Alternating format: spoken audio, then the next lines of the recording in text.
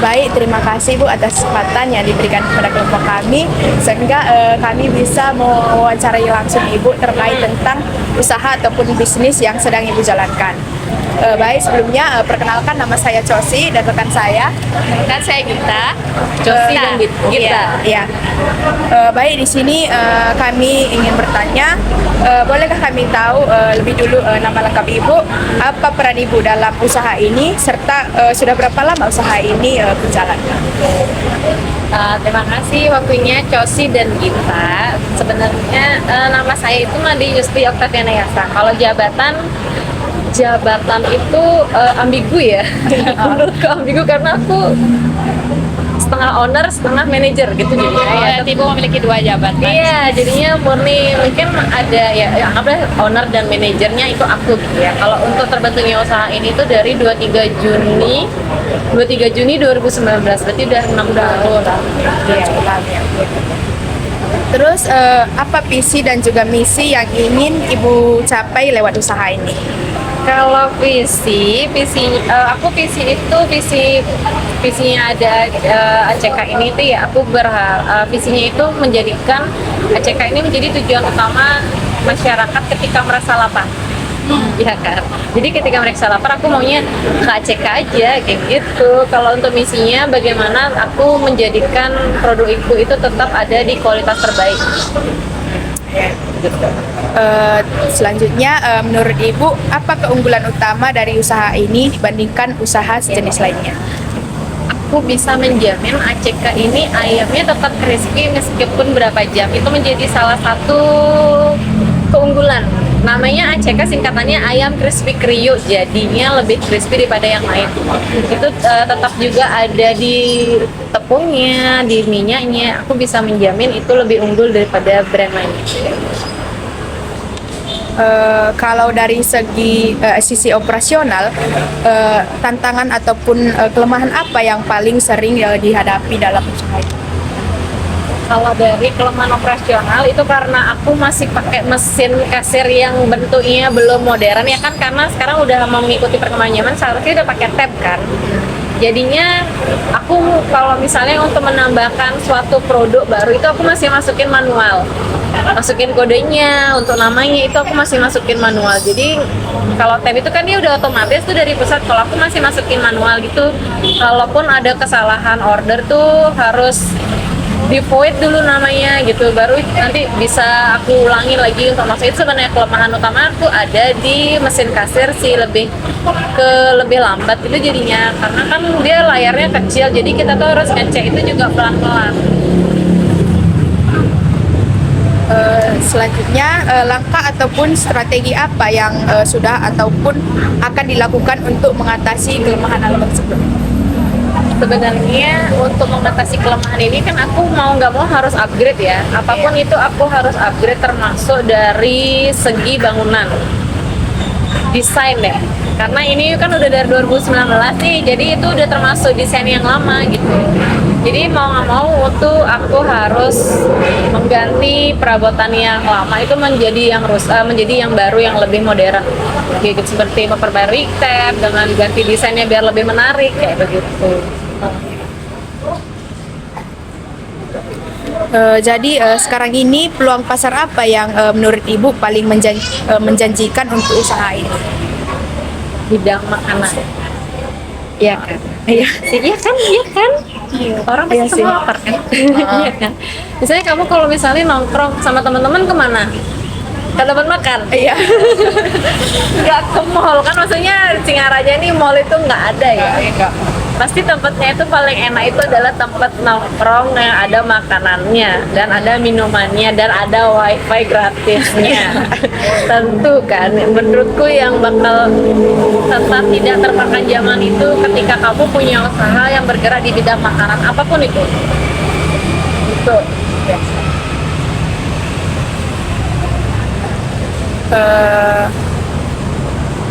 Ancaman dari luar seperti pesaing ataupun perubahan tren, apa yang paling terasa dan juga bagaimana Ibu menghadapinya? Sebenarnya yang sebelumnya ya kerasa itu ketika produkku dibandingin dengan brand satunya.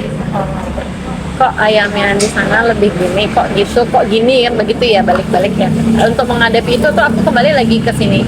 Aku nanya lagi sama karyawan kita, cara ngolah ayam itu udah bener nggak sih? Kita kan ada pakai timer, jadi nggak asal ngira-ngira aja berapa tingkat kematangannya tuh nggak.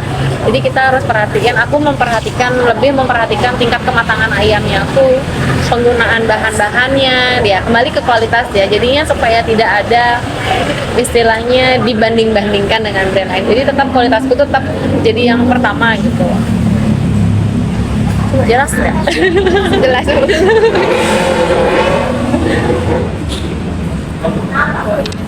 Apakah ada perubahan regulasi, teknologi ataupun tren konsumen yang mempengaruhi jalannya usaha? Tentu ada. Yang sebelumnya orang-orang jarang mau pakai kiris karena mau nggak mau aku harus Iya, menyediakan kiris. Mau belanja pakai kiris? Iya. Iya kan, lebih. Maksudnya dengan adanya kiris itu kita bisa memantau keuangan lebih gampang ya. Aku keluar tadi beli apa aja. Jadi itu salah satu kemajuan teknologi yang aku mau nggak mau ikuti. Adanya harus menyediakan kiris. Oke.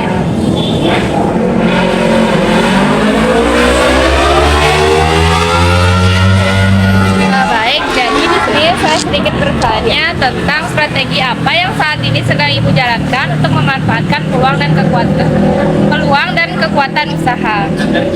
Strategi ya. Iya. Strateginya itu aku harus memanfaatkan sosial media. Iya kan, jadi biar orang-orang tahu.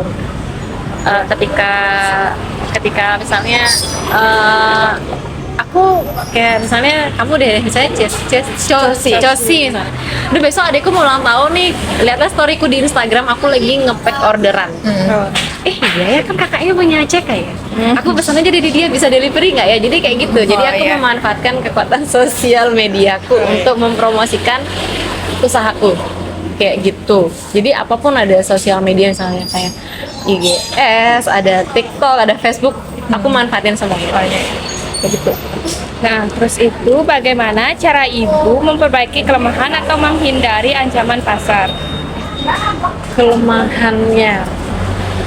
Cara memperbaiki kelemahan untuk menghindari ancaman pasar. Cara memperbaiki kelemahan itu yang tadi aku anggap kelemahan itu letaknya ada di mesin kasir kan ya. Jadinya aku harus memberitahukan timku untuk lebih teliti lagi.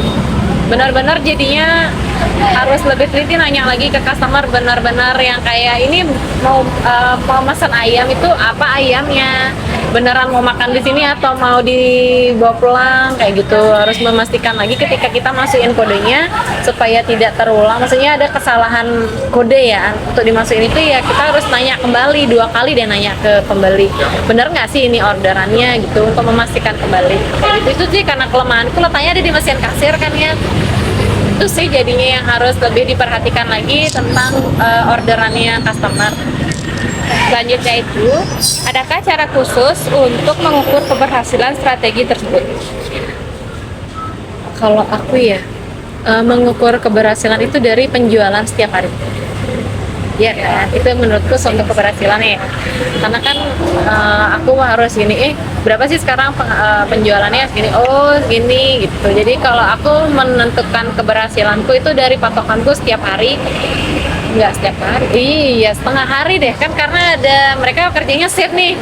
Jadi aku harus liatin 1,5 shift ini kok segini sih jualannya, apa ada kendala atau enggak gitu. Kayak gitu sih aku memantau keberhasilanku dari penjualan 1 hari. Terus itu, kalau boleh, apa saran Ibu untuk anak muda atau calon pengusaha yang baru ingin mulai usaha seperti itu? Jangan takut gagal. Kalaupun gagal coba lagi. Kalau gagal coba lagi sampai kamu berhasil. Karena aku pun pernah sebelum ini ya, aku pernah waktu setelah tamat kuliah itu aku pernah jualan buket bunga.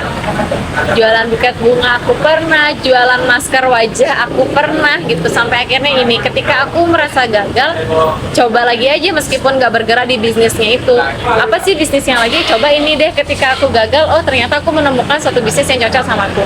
Jadi pesannya aku untuk kalian anak-anak muda, jangan pernah takut untuk mencoba suatu hal.